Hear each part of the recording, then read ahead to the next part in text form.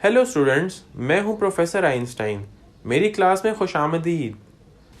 आज हम operations on rational numbers के पार्ट 2 में रैशनल नंबर्स की मुख्तलिफ प्रॉपर्टीज़ को पढ़ेंगे।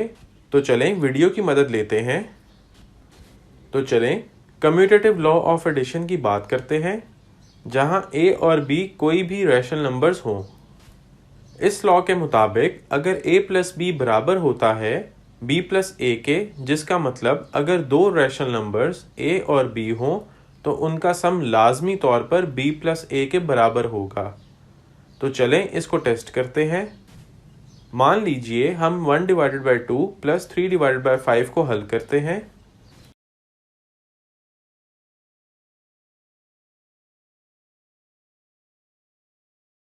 यहाँ a ये है और b ये है, तो हमने a प्लस बी करना है। तो इसको कुछ इस तरीके से सॉल्व करेंगे। क्योंकि 2 और 5 दोनों ही प्राइम नंबर्स हैं, इसलिए उनका एलसीएम 10 होगा। अब इनको ज़रब और तकसीम करने से 5 + 6 हासिल होगा, तो 11/10 जवाब हासिल होगा। तो हमने देखा a प्लस बी जो कि 11/10 है। चलें अब b प्लस ए को देखते हैं। b प्लस ए पहली वाली टर्म्स की ही दूसरी तरतीब होगी, तो ये 3/5 जो कि b है जमा 1/2 जो कि a है बन जाएगा। तो b प्लस ए हमारे पास 3/5 प्लस 1/2 होगा। दोबारा इनका एलसीएम 10 ही हासिल होगा। इनको ज़रब और तकसीम करने से 6 + 5 हासिल होगा, तो ये दोबारा 11/10 हासिल हो गया। तो हमने नोटिस किया कि ये और ये दोनों बराबर हैं, मतलब कि a प्लस बी बराबर है b प्लस ए के। तो आपने देख लिया कि हमने दो रैशनल नंबर्स लिए थे और उनको कम्यूटेटिव लॉ पर टेस्ट किया, जो कि दुरुस्त साबित हुआ। दोस्तों, अब हम अगली प्रॉपर्टी को देखते हैं, जो कि कम्यूटेटिव लॉ ऑफ मल्टीप्लिकेशन है। सेम वही a और b रैशनल नंबर्स लेंगे, जिसका मतलब है a और b का हासिल ज़रब चाहिए वो जो भी हो b और a के हासिल ज़रब के बराबर होगा। तो चले अब इस प्रॉपर्टी को भी टेस्ट करते हैं। यहाँ a को 1/3 लेते हैं और b को 3/5 लेते हैं, जो हमारी पहले वाली टर्म है। a मल्टीप्लाई बाय b इसको देखते हैं। a multiply by b is equal to 1/3 multiply by 3/5, जो कि बराबर है 1 multiply by 3 divided by 3 multiply by 5 के। और हमारा जवाब 1/5 आएगा। तो ये हमारा a मल्टीप्लाई बाय b का जवाब है। तो चले अब b ज़रब a को देखते हैं। अब हम पहले b को लिखते हैं और ज़रब a करते हैं, तो ये 3/5 मल्टीप्लाई बाय 1/3 बन जाएगा। दोबारा ये 3 multiply bye 1 divided by 5 multiply by 3 बन जाएगा।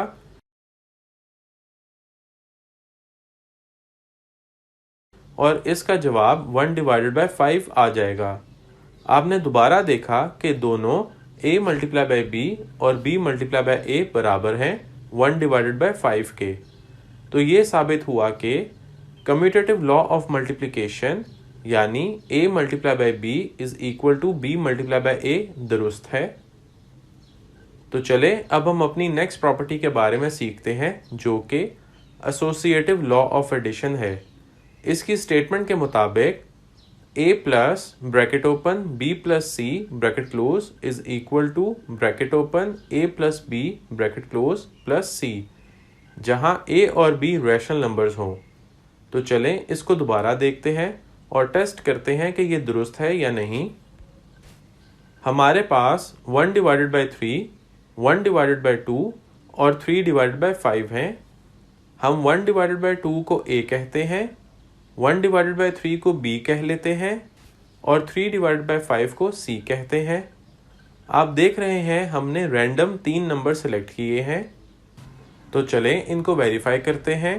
और a plus bracket open b plus c bracket close से शुरू करते हैं और इसको लेफ्ट हैंड साइड का नाम दे देते हैं। तो left hand side is equal to a plus bracket open b plus c bracket close. तो a हमारा 1/2 है और ब्रैकेट के अंदर 1/3 जमा 3/5 होगा।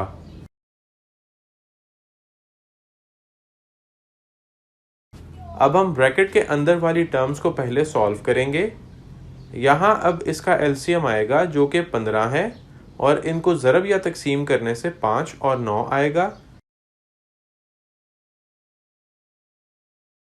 तो ये बन गई 1/2 प्लस 14/15। अब हम इन दोनों को ऐड करेंगे तो अब इनकी एलसीएम 30 हासिल होगी।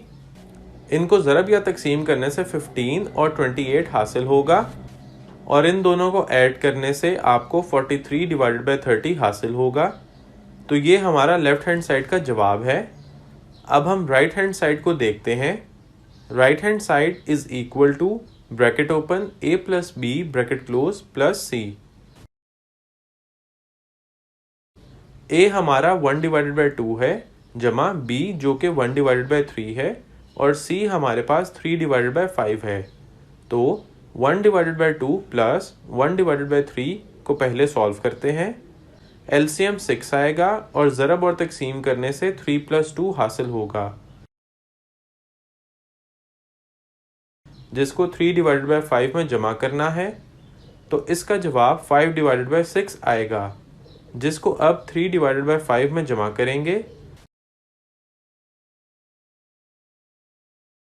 अब हमारा एलसीएम 30 आएगा और ज़रब और तकसीम करने से 25 और 18 हासिल होगा और हमें जवाब 43/30 हासिल होगा। अब आप देखें कि जो हमारी लेफ़्ट हैंड साइड है और जो हमारी राइट हैंड साइड है दोनों बराबर हो गई हैं। तो इस तरह ये एसोसिएटिव लॉ ऑफ एडिशन साबित हो गया है। अब हम रैशनल नंबर्स को कंपेयर करना सीखेंगे। हम रैशनल नंबर्स को कंपेयर करने जा रहे हैं। हम इनको नंबर लाइन की मदद से बआसानी कंपेयर कर सकते हैं।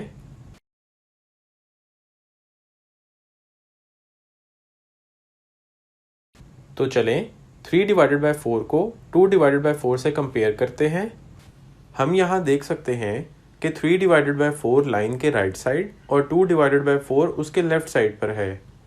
तो हम लिख सकते हैं कि 3/4 इज ग्रेटर देन 2/4। चलें अब एक और एग्जांपल को कंसिडर करते हैं। -3/4 को -5/4 से कंपेयर करते हैं। हम अब लाइन के लेफ्ट साइड पर आते हैं। यहाँ हम देख सकते हैं कि -5/4 राइट साइड पर है -2/4 के। तो हम कह सकते हैं कि -3/4 बड़ा है -5/4 से। तो हम ये कह सकते हैं कि नंबर लाइन पर जो नंबर लाइन के राइट साइड पर होगा वो बड़ा होगा। चंद मज़ीद एग्जांपल्स को देखते हैं। इस पहली मिसाल में जहां डिनोमिनेटर्स सेम है तो हम न्यूमरेटर्स को कंपेयर करेंगे।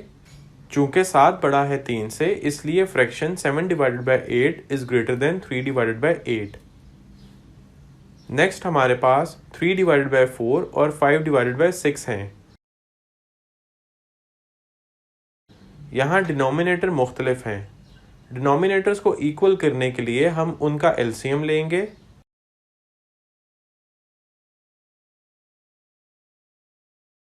तो हमें 12 एलसीएम हासिल हुआ है।